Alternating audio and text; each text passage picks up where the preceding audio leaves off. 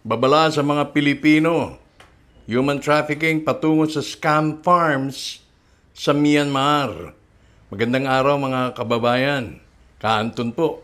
Isang babala ang ating tatalakayin ngayon tungkol sa lumalalang kaso ng human trafficking kung saan maraming Pilipino ang naloloko at nauuwi sa mga scam farms sa Myanmar.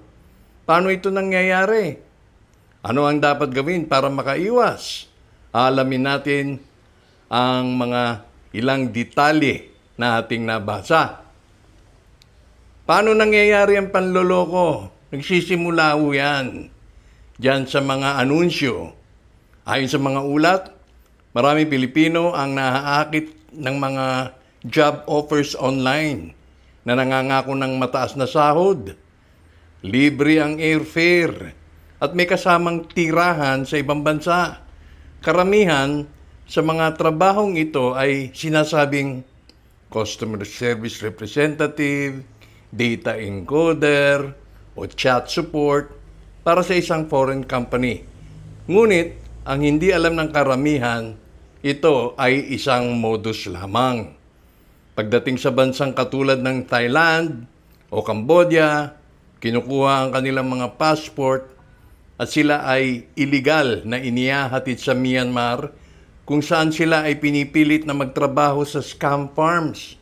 Mga illegal na operasyon ito na nagpapadala ng mga peking investment scams, romance scams, at iba pang uri ng online fraud. Ayon sa mga biktima, marami nang naglalabas ang kwento mula sa mga nakaligtas. Isang biktima, itago na lang natin sa pangalang Jennifer, ang nagsabing napilitan siya magtrabaho ng halos 16 na oras kada araw.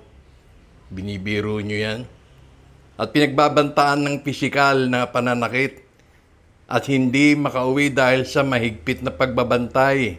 Ayon kay Jenny, noong una parang legal at maayos ang proseso. Noong una Pero pagdating doon, kinukulong sila at pinipilit na gumawa ng online scams laban sa ibang tao. Kapag hindi sila kumuta, paparusahan sila. Sahin pa sa kanya, sobrang hirap at natatakot sila na hindi na makauwi. Ayan. May iba pa kasi, nagpipilit talaga.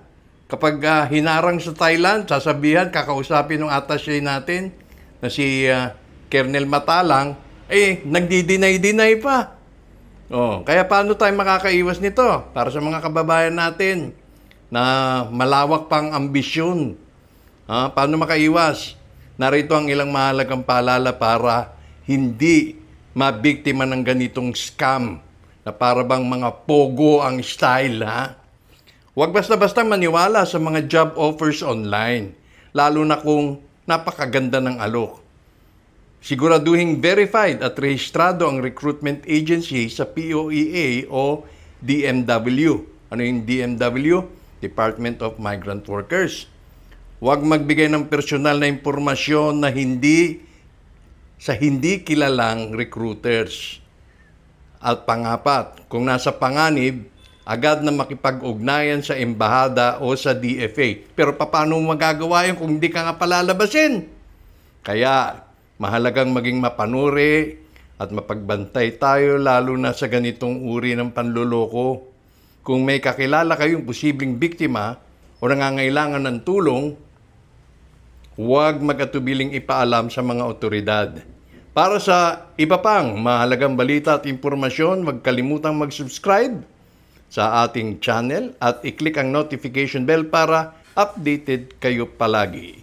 Ito ang inyong lingkod, Kaanton Israel. Mag-ingat tayong lahat at magkaisa laban sa human trafficking. Maraming salamat at kita-kits sa susunod na pagbabalita.